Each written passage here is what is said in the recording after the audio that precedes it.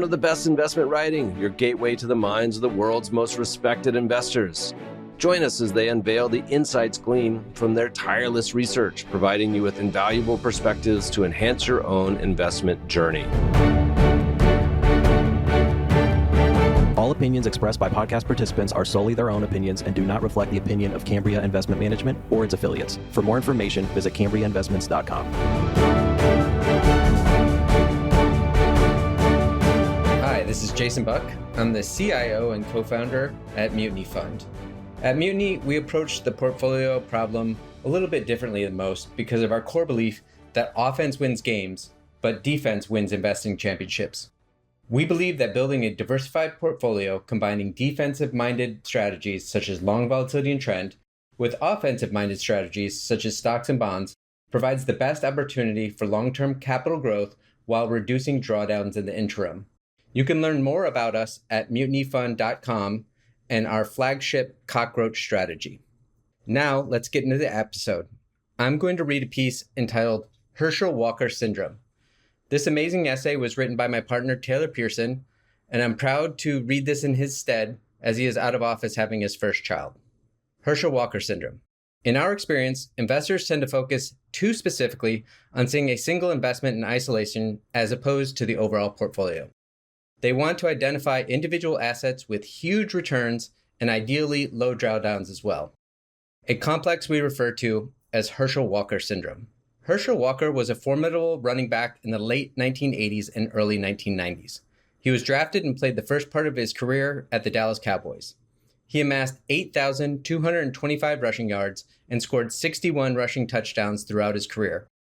At a time when few running backs were also receivers, he recorded 4,859 receiving yards, which contributed to his reputation as a potentially game-changing player. In 1989, the Minnesota Vikings decided they had to have him. They believed he would be the final piece they needed to win a Super Bowl, leading them to give up a total of 8 draft picks, including 3 first-round picks, 3 second-round picks, along with 5 additional players. However, Walker was never able to live up those expectations in Minnesota and was gone from the team within 3 seasons. The Cowboys used the wealth of draft picks they received to build a dynasty in the 1990s.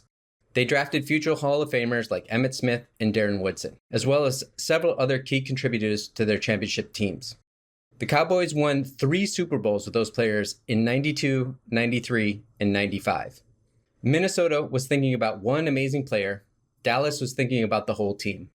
The trade became known as the Great Train Robbery because of how one-sided the outcome was in Dallas's favor. It's used as a prime example of how focusing on a single player rather than the whole team can be a colossal mistake. During the dominant run in the early to mid-1990s, the Dallas Cowboys had several key contributors. Their quarterback, Troy Aikman, was the team's field leader and an efficient passer, whose decision-making and accuracy were crucial to the team's success. The running back, Emmitt Smith, was the cornerstone of the Cowboys' ground game and provided a consistent rushing attack. Michael Irvin, the wide receiver, was Aiken's primary target and a big play threat with his ability to make tough catches in crucial moments. The offensive line, often referred to as the Great Wall of Dallas, was one of the best in the NFL history, including standouts like Larry Allen, Nate Newton, Mark Tweeney, and Eric Williams. They were pivotal in both pass protection and run blocking, enabling the success of Aikman, Smith, and Irvin. The defense was no slouch either. Charles Haley, with defensive end, was a disruptive force on the defensive line, known for his ability to rush the passer and play the run. Deion Sanders at cornerback was only part of the 1995 championship team, but its impact was immediate as he was on one of the best cover corners the game has ever seen. The success of these Cowboys teams underscores the importance of a well-rounded team effort. While they had star players, their Super Bowl victories were the result of contributions from across the roster, including role players and a strong defensive unit. Championship teams need a portfolio of players and strengths to win in a championship. It's not about one individual player, it's about how they all work together. The same is true of an investment portfolio. This approach of seeing the team as a whole, rather than the individual superstars, has become more common as sports and analytics have gotten much better. Famously, the Michael Lewis book and movie Moneyball about the Oakland A's baseball team showed how a team of seemingly mediocre individual players could actually succeed. Similar approaches have been adopted in basketball, football, and other team sports. As with every business, investors have limited time and resources, especially for the individual investor or small institution. In our experience, many investors tend to make the same type of mistake that the Minnesota Vikings made. They focus too much on the selection of individual assets rather than on the portfolio construction of the entire team. One type of Herschel Walker trade was most famously exhibited by long-term capital management, which posted annual returns after fees of around 21% in its first year, 43% in its second year, and 41% in its third year, before posting a negative 100% return in its fourth year. Often these struggles boil down to vacuuming up nickels in front of a steamroller. They work well most of the time in low volatility market environments, but then they can blow up spectacularly when the market environment changes.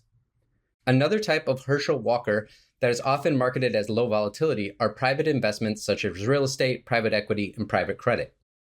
In our experience, many private investments have the same risk and return as publicly available equity or bond investments, but they have the advantage of not being marked to market and so appear safer or less volatile.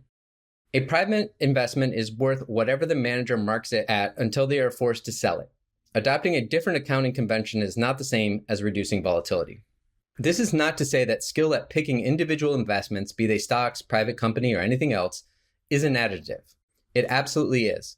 But if your goal is long-term growth, rather than something to brag about at cocktail parties, it matters what the context of the broader portfolio is. The iron law of volatility drag shows that a few big winners can still be dragged down by a few big losers.